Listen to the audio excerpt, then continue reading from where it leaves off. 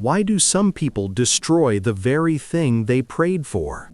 Why does your mind panic the moment something finally feels safe? And what if self-sabotage is not stupidity, but self-protection? Psychology says this happens when your nervous system stops reading love as peace and starts reading it as risk. At first, everything looks good. Someone is kind, consistent, safe. But the moment your heart starts relaxing, something inside you gets scared. You start overthinking, pulling away, testing them, doubting them. Not because you don't want the good thing, because you don't trust it. A normal message feels suspicious. A delayed reply feels dangerous. Stability feels too good to be true. So you build distance before intimacy can really land. Sometimes you start fights over nothing. Sometimes you go cold right after getting close. Sometimes you drift back toward chaos, because chaos is emotionally familiar. Then, after ruining it, you feel confused. Why would I destroy the very thing I wanted? The answer is painful. If something beautiful feels dangerous, destroying it can feel like control. You don't only want love, you also fear what love has meant before. For many people, the roots start early. If trust once led to pain, closeness once led to shame, or love once led to abandonment, the body remembers. So when something good appears, the brain does not say, finally, it says, be careful. That is why safe love can trigger panic more than toxic love. Toxic love is painful, but familiar.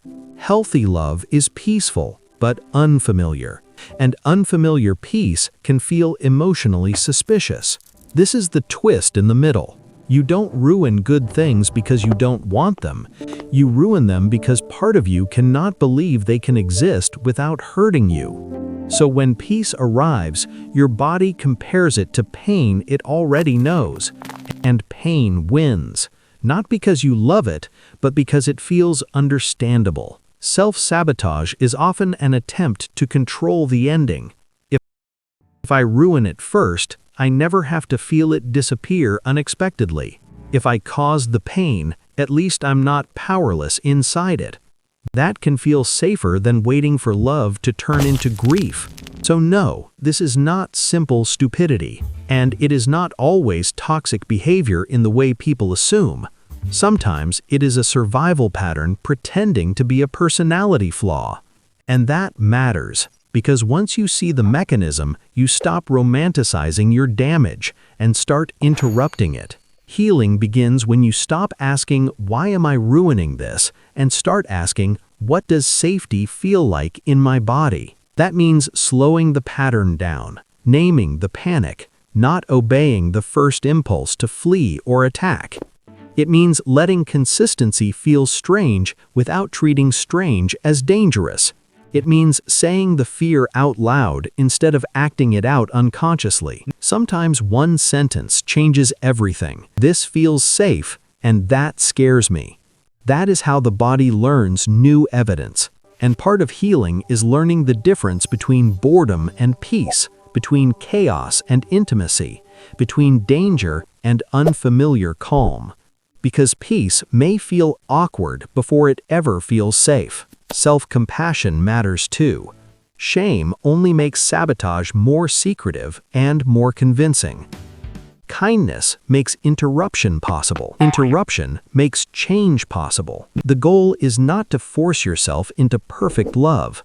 The goal is to stop helping your fears destroy what your heart still wants. But here comes the reverse twist. Maybe you don't ruin good things because you're broken. Maybe you ruin them because pain feels more familiar than peace. Sometimes people don't choose toxic relationships because they like pain. They choose them because healthy love feels emotionally suspicious. And that is why some people don't lose good things by accident. They lose them because peace still feels like the one thing they were never taught how to trust.